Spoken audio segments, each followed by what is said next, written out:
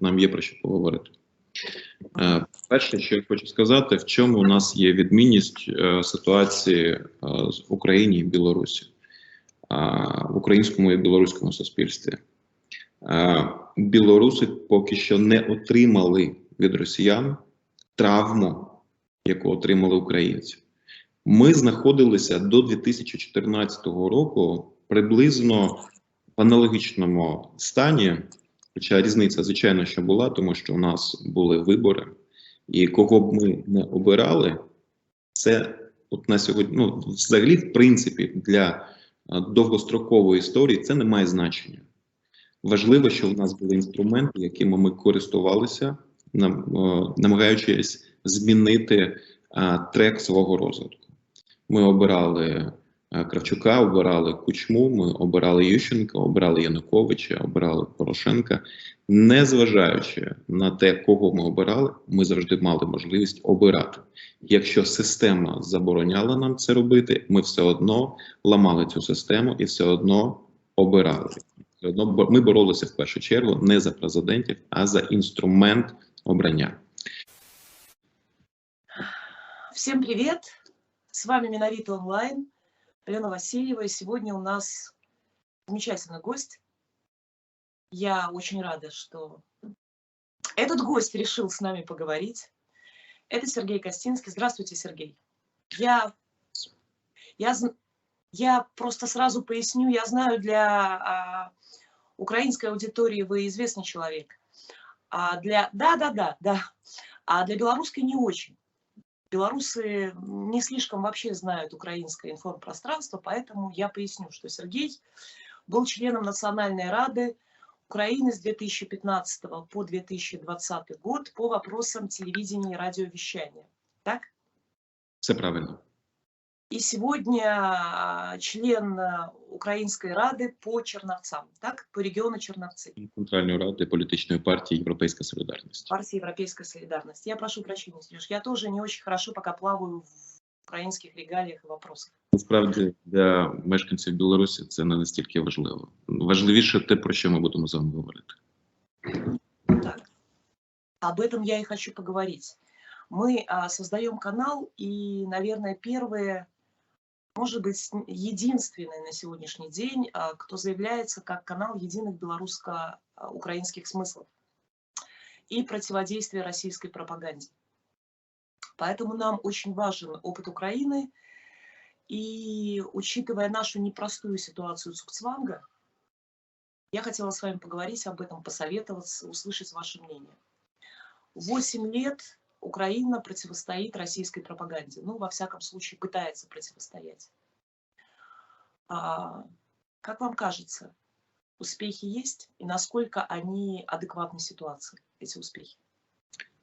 Десь 5 років я був в центрі протидії російській пропаганді і відповідав за будівництво радіотелепередавальних станцій в Донецькій, Луганській областях, в Херсонській. І ми за цей час, до речі, вперше за 30 років незалежності України такими дуже швидкими кроками масштабно розбудували всю необхідну телекомунікаційну інфраструктуру. І причому не за державний кошт, а за гроші, в першу чергу, приватних інвесторів, які повірили в наші стратегічні плани. І, звичайно, що це робота в рамках Національної ради України з питань телебачення і радіомовлення. Тут ми не стільки створювали, скільки обмежували російський контент. Ми забороняли телеканали російські. І не тільки інформаційні, інформаційно-розважальні, але всі російські телеканали, які є резидентами Російської Федерації або пов'язані з резидентами Російської Федерації, хоча базуються, наприклад, в країнах Західної Європи. Ми таким чином обмежили дію в Україні не менше 86 російських телеканалів. Уявіть масштаб впливу цих медіа на мізки українців. Серед обмежених були і телеканали RTVI. Я особисто займався цими питаннями. Я особисто займався обмеженням мовлення на території України телеканалу «Дождь». І на це були свої причини, які базуються в повазі дотримання законодавства України. Коли українець починає себе поважати, то він починає дуже чітко розуміти, хто є ворог, хто є стейкхолдер, хто є друг, хто просто паразитує на українцях. Тому ми за цей час дуже якісно обмежили вплив росіян, і на сьогоднішній день категорична більшість українців не дивляться російське телебачення, не стикаються з російським контентом. Там, де вони перетинаються, це YouTube, це соціальні мережі, TikTok, Instagram. Але ми зараз бачимо, що український сегмент соціальних мереж набирає силу, і та тенденція, яку ми вибудовуємо, вона посилюється. Тобто, якщо ми говоримо про інформаційну війну з Росією, то на території ми її виграємо. Я це заявляю як експерт. Про це свідчать результати соціологічних опитувань, коли українців запитують, чи є Росія ворогом і так далі. Чи воює Росія на сході України, Росія окупувала Крим, чи він сам відійшов. Тому я вважаю, що попередні роки з 2014 року були надзвичайно успішні. Можливо, ми рухалися не настільки швидко, як того вимагало суспільство, але точно швидше за наших європейських союзників, які тільки зараз починають наслідувати наш досвід щодо бану російських медіа. Вот у меня в связи с этим продолжение, я бы сказала, вопроса. Я думаю, что в украинском пространстве очень многие недооценивают ситуацию, которая сложилась в Беларуси. Многие патриоты Украины понимают, я имею в виду состояние цугцванга. То есть я представляю ту часть белорусов, скажем, я представляю себя, но такая часть есть, которые понимают, что с одной стороны у нас Лукашенко, с другой стороны у нас, к сожалению, вполне себе пропутинский эстеблишмент в новой оппозиции. И та ситуация тяжелая, которая сложилась, когда проевропейская и пронациональная часть общества фактически не имеет голоса сегодня, она никем не финансировалась. И то, что происходит в белорусских медиа, да, я имею в виду не лукашенковских, а в демократических сегодня медиа, которые вот как раз к вопросу Европы, да, ее толерантности и закрытия глаз на эти процессы. То, что происходит, оно недалеко ушло от того, что происходит в пропагандистских СМИ путинских и лукашенковских. Я имею в виду, это повестка дня исключительно штаба пророссийской оппозиции, и как эксперты приглашаются российские либералы. Если пройтись по белорусским демсми, да, то это как раз эксперты «Дождя», «Эхо Москвы» и так далее и тому подобное. Практически за год протестов никаких украинских политологов, журналистов в белорусском медиапространстве они не допускаются. То есть что я имею в виду? Нас что так, что этак тянут в российскую повестку дня. И та ситуация, которая произошла, она достаточно страшна. Потому что та часть белорусов, для которой Россия ворог, она сегодня практически никем не представлена. То есть Зенон Поздняк, есть старые какие-то национальные силы, которые сегодня молчат. То есть они не финансируются, они не получают грантов. Да, основной грантопоток идет через истеблишмент, назовем так, который сегодня разъезжает по Европе, а в стране тишина и репрессии. Я в связи с этим хотела поднять вопрос российских либералов.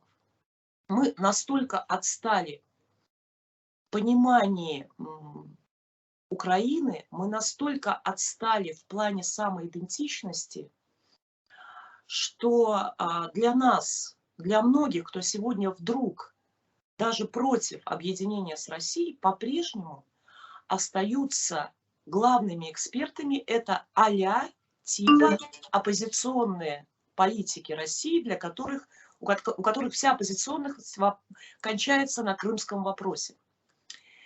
Я, в общем, так далеко подошла, Сереж, для того, чтобы, ну, немножко пояснить ситуацию, и не только мое видение. Нас таких много. Нас таких много, но в Украине, возможно, не очень. Пока, к сожалению. Я как раз хотела поднять вопрос вот этой либеральной российской повестки дня, которая, я вижу, в том числе лезет в Украину. И понимает ли Украина весь цугцванг вот этой пропагандистской ситуации? Я, скажем так, украинский истеблишмент, всю пророссийскость двух сторон на сегодняшний день. Дивіться, дуже хороше запитання, насправді, і нам є про що поговорити. Перше, що я хочу сказати, в чому у нас є відмінність ситуації в Україні і Білорусі, в українському і білоруському суспільстві. Білоруси поки що не отримали від росіян травму, яку отримали українці. Ми знаходилися до 2014 року приблизно в аналогічному стані, хоча різниця, звичайно, що була, тому що у нас були вибори, і кого б ми не обирали, це от на сьогодні, ну, взагалі, в принципі, для довгострокової історії це не має значення. Важливо, що в нас були інструменти, якими ми користувалися, намагаючись змінити трек свого розвитку.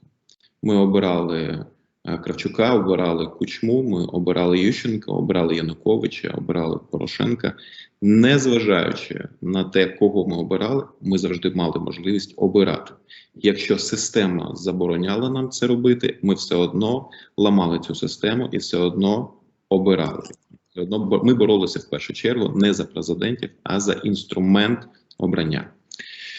І тобто в чому різниця у нас полягала? Але в ставленні до росіян у нас була приблизно близька позиція до 2014 року. Щойно росіяни окупували Крим, щойно почалася війна і почали гинути перші люди, а вони почали гинути ще в Криму. Першим загиблим був кримський татарин Рішат Аметов. Його закатували, його вбили. І двоє українських військовослужбовців, яких застрелили. І от тоді почалися зміни. І тому я не вірю в те, що сьогодні категорично в вашому середовищі щось зміниться швидко. Обов'язково зміниться. У вас не має бути песимізму щодо цього. Зміниться. Але це буде відбуватися не так швидко. Ми просто вимушені були швидше усвідомлювати, хто такі росіяни. Незалежно від того, вони є консерватори, вони є, мають пропутінські погляди, чи вони є російські ліберали. Але цей шлях теж зайняв дуже багато років. З 2014 року модернізація нашого суспільства і зміни в нашій суспільній свідомості до сих пір продовжуються. А вже йде 8-й рік. Якщо нам знадобилося не менше 7-8 років для того, щоб суспільство переоцінило роль Росії, російських лібералів, російських медіа, то тим більше, що вам потрібно буде більше часу. І рецепт пришвидшення цих процесів дуже зрозумілий. Щойно Росія нанесе вам травму, пов'язану з окупацією або спробою жорсткої, агресивного приєднання в лапках, тоді ви дуже швидко, суспільство почне змінювати своє ставлення до російських лібералів. Величезна роль дискурсу, в якому знаходяться білоруські ліберали, білоруська опозиція, тому що цей дискурс однозначно є російський, а не український. Чому? Тому що вплив російських медіа надзвичайно потужний, він формує позицію щодо українців, що ми є маргінали. Ми є один з центрів демократії, демократизації на пострадянському просторі разом з країнами Балтії. А ми є маргіналами. Такий образ нам створюється, і відповідно, що російська, немає в Росії опозиції, є білоруська опозиція, вона, звичайно, що орієнтується на хедлайнерів. Хедлайнерами вважаються в Білорусі, на мій погляд, саме російська так звана опозиція. Але ми не маємо через це переживати, тому що є історичний процес, якому неможливо протидіяти. Ви знаходитесь на мою особисту, ви особисто знаходитеся на правильному шляху. І вам не треба переживати. Для того, щоб зрозуміти, що у вас, у Білорусі все буде добре, вам потрібно дивитися на історію України, як змінювалися ми. Нещодавно на Фейсбуці побачив світлину, де 14 жовтня 2005 року на Майдані, а це для нас 14 жовтня – це такий особливий день, це день козацтва українського, це покрова Пресвятої Діви Марії, це день створення Української повстанської армії, і це день захисника та захисниці України. Це особливий день для нас.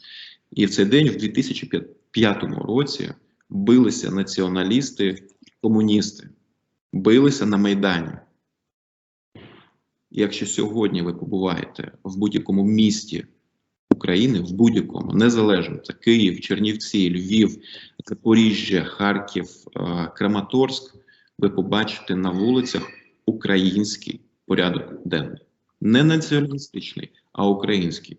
Тому що українська держава і українське суспільство поступово набувають національної свідомості. І це нормальний процес. Те, що там 10, 15, 20 років тому здавалося неможливо, сьогодні можливо.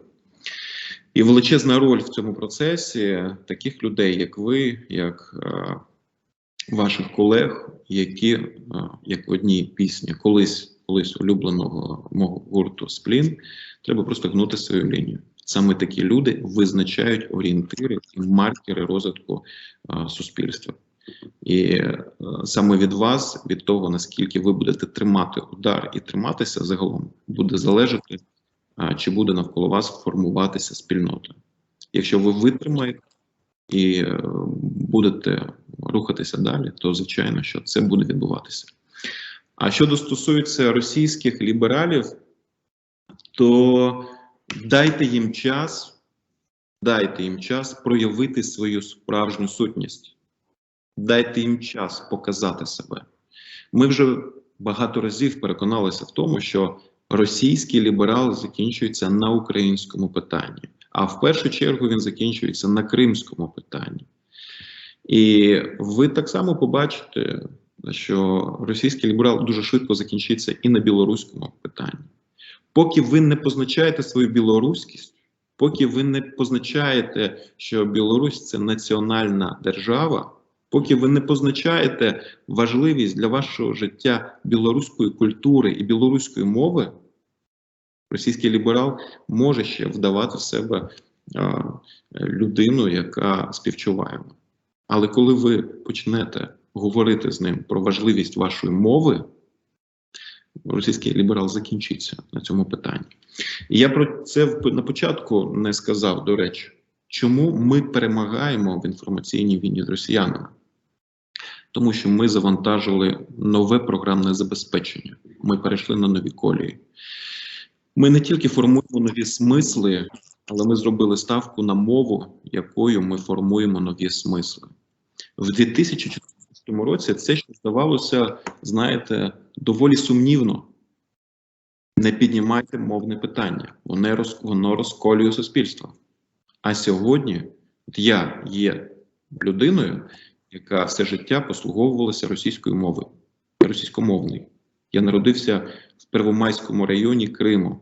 Моє середовище, моя освіта вся російська. Я виріс в лоні російської культури. Я Бердяєва знаю краще, ніж будь-якого іншого українського філософа. І я знаю, хто такий Павло Флоренський. І я читав твори Михайла Булгакова, всі, які були мені доступні. Але з 2014 і в повній мірі з 2016 року я є російсько-україномовний.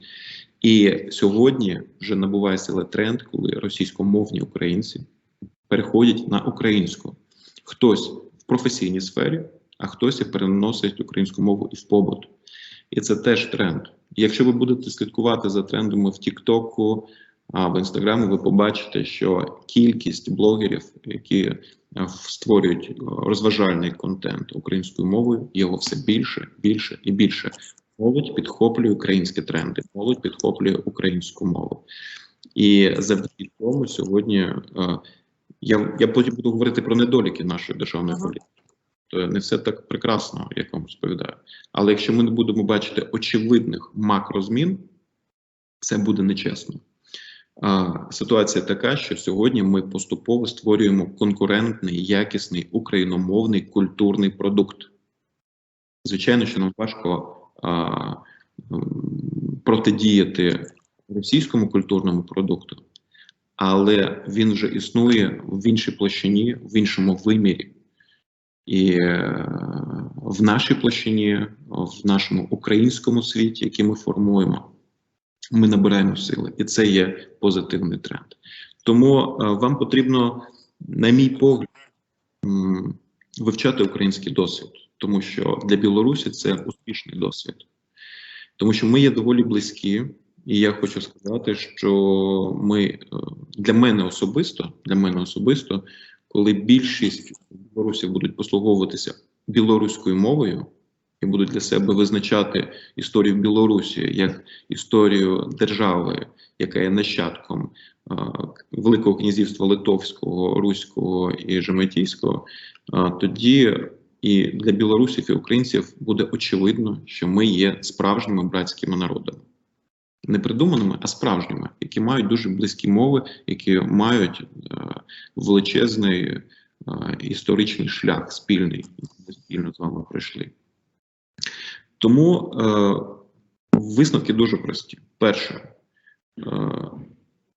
акцентуйтесь на мові, акцентуйтесь на таких речах, які розділяють. Вам буде дуже легко зрозуміти, хто свій, а хто не свій. Ми можемо... Не все так однозначно сьогодні у нас, Сергій. Треба це робити. От чесно. Якщо ми... От розумієте, в чому проблема? Нет, я прошу прощения, что я перебила, просто мне важно это сказать. Российская пропаганда сегодня гибридная, она не прямая. Настолько... Это нужно исходить из начала процессов. Сегодня белорусские дем-СМИ, которые белорусскомовные, вырисовывают контент исключительно на белорусской мове в поддержку Бабарика как основного хедлайнера процесса. Понятно, что Тихановская и так далее – это, скажем так, обрамление, да, процесса, они едины. Но мы же понимаем, что Бабарика – это «Газпром», мы понимаем, что это ФСБ.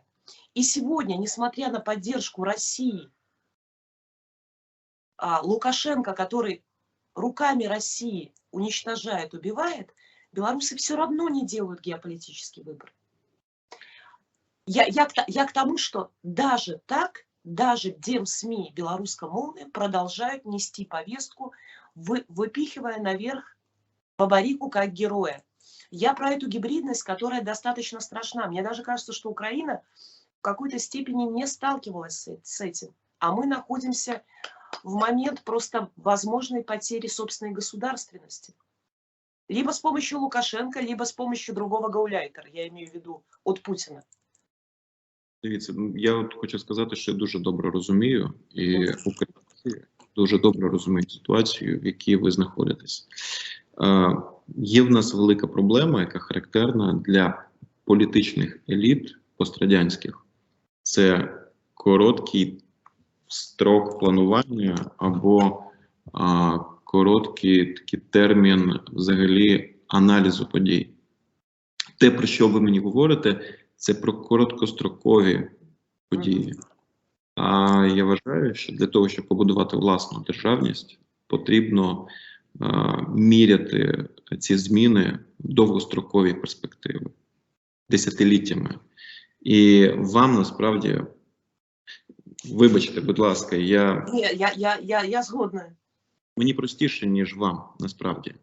Але дозвольте мені говорити як людина, яка не є в тій рутині, в якій ви знаходитесь, яка знаходиться за межами цієї боротьби, за межами цього процесу. Просто хочу сказати, що історія України показує, що всі ці прізвища, вони змінюються. вони не мають ніякого значення. Якщо ці люди не приносять з собою певні великі зміни, про них забувають. І вам насправді має бути байдуже, хто намагається очолити білоруську опозицію, з ким він співпрацює.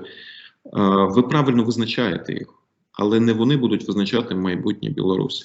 Чому я говорю про те, що важливо позначати чіткі межі, чіткі позиції, чіткі маркери, тому що навколо них буде будуватися ваша державність.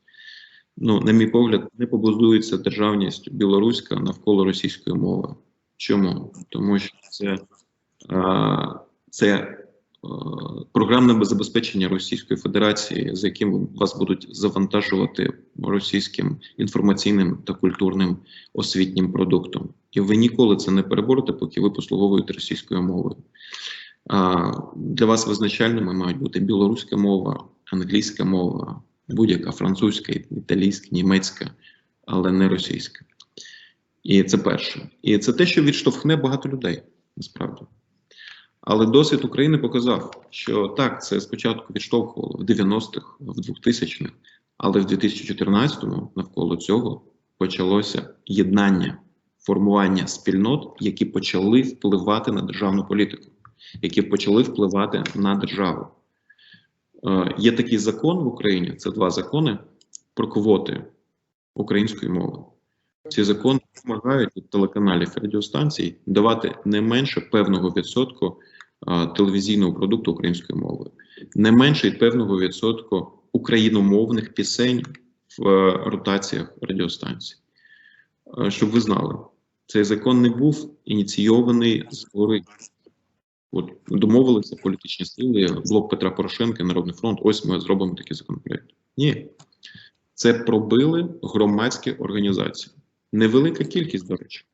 Але вони ходили на всі комітети, вони ходили на всі круглі столи. Вони були такі жорсткі, такі радикальні, що вони своїм оптимізмом щодо української мови зарядили політичні еліти.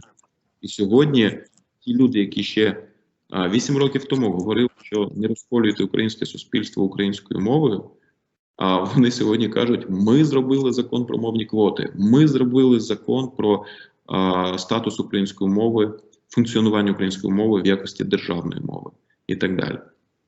Тобто, якщо ми говоримо про велику історію і великий шлях, білоруська мова – це те, що має об'єднувати білоруську опозицію. Дайте російським лібералам проявити себе у своєму ставленні до білоруської мови. Це підтримка білоруської культури, білоруськомовних виконавців. Я, до речі, слухаю білоруських виконавців, не всіх, але, наприклад, я знаю гурт Ніскіз, який співає російською і білоруською, і я отримую задоволення. І, до речі, один з у нас є круті топ-менеджери в медійній сфері, вони родом з Білорусі. І ви також впливаєте на розвиток української індустрії в Україні. Це розумієте. Якщо говорити про те, чого вам не вистачає, і чому російський вплив політичний великий і на опозицію, це тому, що в цьому просторі є поляки, як стейкхолдери, є росіяни, які дійсно працюють не в якості підтримки, а які проводять спецоперації. Але немає України. Українська держава, політичні еліти України до сих пір не сформулювали своє ставлення до Білорусі, до білоруського питання. Я це засвідчую, це є так. До недавнього часу президенти України і Білорусі зустрічалися. І це було нормально, і ігнорувалося те, що попередній білоруський президент, який ще сидить при владі, що він сприймався як легальна фігура, а не сприймався як вбивця, як кат власного народу. Я думаю, що це буде змінюватися. Я думаю, що після епохи Володимира Зеленського, на завершення якої ми чекаємо за декілька років, до влади прийдуть нові еліти. Ми чекаємо на формування коаліції в парламенті, національно-демократичної, на формування коаліційного уряду. І тут, я думаю, що в порядок денний українських політичних еліт з новою якістю увійде питання Білорусі. Для того, щоб це відбулося якнайшвидше, звичайно, вам потрібно комунікувати з представниками українських політичних партій, саме національно-демократичного табору. Незалежно від того, як ми ставимося один до одного, те, що ми не любимо один одного, це нормально, це політичний процес. Насправді, ми всі українці разом боремося і разом виборюємо свою державність. І я очікую на те, що Україна почне відігравати більшу роль в підтримці справжньої білоруської опозиції. Я вважаю, що українська держава має створювати майданчики, альтернативні майданчики, не тільки інформаційні, для того, щоб мовити на території Білорусі, для того, щоб створювати медійний продукт. Я, чесно скажу вам, я вірю в культуру.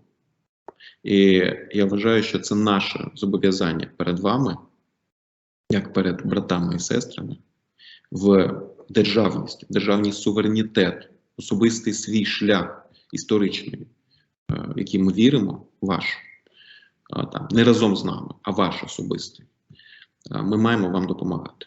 І я вважаю, що ми маємо створювати якраз такі культурні майданчики, де будуть продукуватися білоруський культурний продукт, для того, щоб білоруські культурні діячі могли отримати підтримку і створювати свій продукт тією мовою, якою вони вважають за потрібне. Не нам визначати, вам визначати, але цю можливість ми маємо надати, якщо це не може надати білоруська держава, яка обмежує такі можливості. І, звичайно, що я стикнувся зі статистикою, що дуже багато білорусів, які тікали від переслідувань режиму Лукашенка, вони вимушені були, це сотні тисяч людей, покинути Україну через особливості українського законодавства. Я вважаю, що це горе навіть не для білорусів, це горе для українців, що ми не створили для вас такі можливості, щоб білорус міг спокійно перебувати на території України і знати, що тут йому створюють цю умову, для того, що його не виганяють хоча б мінімум. І я вважаю, що це одні з таких важливих завдань для нас. І я вам можу підтвердити, якщо на то буде воля Божа, і я особисто буду продовжувати займатися політичною діяльністю, буду продовжувати працювати як державний менеджер, то ви 100% можете вважати мене особисто як стейкхолдера, як людину, яка співчуває і яка намагається допомагати. Я думаю, що ми зробимо це. Поки що рано. За щось дякувати. Це попереду. Це зобов'язання, яке треба виконати, а потім ми будемо говорити. І дивіться, правильна українська традиція ніколи не дякувати.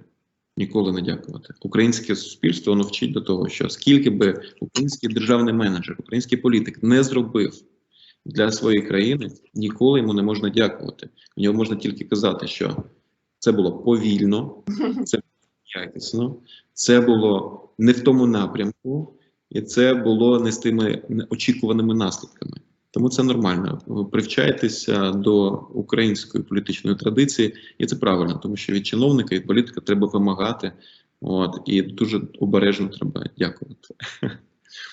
І я вірю в те, що у Білорусі немає іншого шляху, як демократизація. І насправді, вибачте за такий великий монолог, але я хотів би сказати, що дуже важливо розуміти, прізвища не важливі, от якщо чесно. Прізвища не важливі. Важливі прізвища громадських діячів, важливі прізвища журналістів, авторитетних, а прізвища політиків не важливі. Тому що ми на шляху демократичних перетворень пройшли дуже сумнівних президентів. Дуже сумнівних. І в тому числі і президентів, які вбивали або наказували вбивати журналістів, наказували вбивати громадських активістів. І це не один Янукович. А по-друге, ми сьогодні переживаємо епоху Володимира Зеленського. І, звичайно, що це теж непроста ситуація для всіх нас, тому що багато процесів загальмувалося. І я особисто в ефірах говорю про те, що ми зараз переживаємо такий ренесанс такого авторитарного режиму. Для мене Володимир Зеленський і його команда – це такі діти Віктора Януковича. Але менше з тим, сьогодні громадянське суспільство настільки є сильним, і демократичні традиції настільки є сильними, що в нас немає взагалі сумніву в тому, що ми можемо переобрати цього президента. Але і неважливо, Зеленський чи не Зеленський. Для нас важливо зберігати собою право обирати. А таких ексцесів, коли ви будете обирати поганих президентів і створювати погані уряди, це нормально. Це нормально і для тих країн, які мають і декілька сотень років демократичних практик. Тобто це абсолютно нормальна історія. То так. Я вам очень благодарна, Сергей. У меня был вопрос такой частный, я не знаю, он не совсем относится к тому, что мы говорим. Это как раз в связи с политикой Зеленского, сегодняшнего кабинета. Украина продолжает, ну и все-таки я его задам, потому что просит его задать. Украина будет закупать электроэнергию. Насколько это правильно или просто нет другого выхода, временно? Ну, в общем, ваше отношение к этому. Ставлення негативне, звичайно, однозначно негативне, тому що в період гарячої фази війни, російсько-української війни, з 2014 року по 2019 рік ми йшли шляхом автономізації від і дистанціювання від російської енергетики, енергетичної системи. І те, що ми бачимо зараз, це є результат, в першу чергу, неякісного менеджменту, який прийшов разом з командою Зеленського. Ні для кого не є секретом, що до влади прийшли контреліти, які змогли сьогодні очолити країну на фоні суспільного запиту на зміни. Ми переживаємо зараз новий цикл, і насправді те, що Зеленський став президентом, це навіть не його заслуга, йому пощастило потрапити в тренд в першу чергу. А запит – це запит на оновлення еліт, запит на оновлення облич і на оновлення стилістики політичних практик. І сьогодні суспільство бачить для себе 40-річних менеджерів, 40-річних політиків. І Володимир Зеленський просто потрапив в цей тренд, він виграв, але разом з тим він приніс абсолютно нерозуміння того, як робиться політика, нерозуміння того, як керується держава. Це видно і по тому, що ця людина намагається концентрувати владу в своїх руках, хоча наша політична культура передбачає децентралізацію. Тобто Україна розвивається швидше в умовах дерегуляції, децентралізації, тому що в нас все добре з громадянським суспільством і на загальнонаціональному рівні, і на місцевому рівні. Тобто у нас хороші показники саме ініціативності громадян. І тут потрібно відпускати і делегувати для того, щоб Україна перетворювалася. Але за рахунок цієї централізації, за рахунок бажання все контролювати, ми стаємо дуже неефективною державою. І ми і до того були мало ефективною державою, яка працює в мінус з точки зору розвитку економіки. А зараз ця ситуація погіршується. І я бачу, що та залежність Зеленського сьогодні є олігархів українських, вона дуже шкодить національним інтересам. І для мене, в першу чергу, це навіть не питання того, що він спеціально робить все необхідне, щоб бути залежним від російського уряду, від російської держави. В першу чергу, це просто є розуміння, що люди, які керують сьогодні українською державою, просто не вміють цього робити, і через свою неефективність, от ви говорите про Цукцванг, от для України теж характерно зараз Цукцванг. Що би не робив Офіс президента Зеленського, уряд президента Зеленського, вони тільки погіршують ситуацію, вони своїми діями провокують енергетичну кризу в Україні. І це, до речі, білорусів, дорогі друзі, це для вас теж хороше вчиться на наших помилках. Кухарки не можуть керувати державою. Це є факт. Для цього потрібно отримати спеціальну освіту. Це є окрема професія, тут потрібно вчитися, набувати досвід. Так просто прийти і змінити країну, тому що ти просто хороша людина і щось хороше хотів зробити. Так це не працює, на жаль. Або на щастя. Я згодна. Дякую велике, Сергій, за розмову. Я вам дякую за знайомство.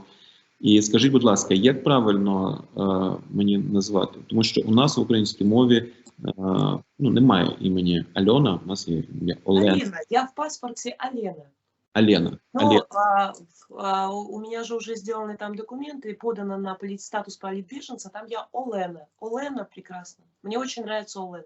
Дивіться, я вважаю, що це хороше питання теж для майбутньої законотворчої роботи. Я уже на том, когда я отрежу. А можливо, не треба. Знаєте, я не відрізав Крим, тому що я вірю, що Крим ми повернемо. І я не відрізаю свою кримську ідентичність як нащадка переселенців, українських переселенців в Крим. Але я от розумію, що нам потрібно вносити зміни в законодавство, щоб, наприклад, кримські татари могли зберігати свої імена. І, наприклад, у кримських татар немає такого класичного по батькові, як у українців, там Васильович, Анатолійович, по-іншому, з приставкою, наприклад, Огли, Хзи для чоловіків і жінок. І це треба передбачати в... І я розумію, що для білорусів насправді треба також нам зробити так, щоб білорус міг зберігати свою ідентичність і своєму імені. Тому що я для себе, наприклад, в будь-якій транскрипції Сергій, не Сергій, не Серхіо або Серджо, Сергій. І для мене важливо, що ви, наприклад, для мене Алена, а не Олена. Я вважаю...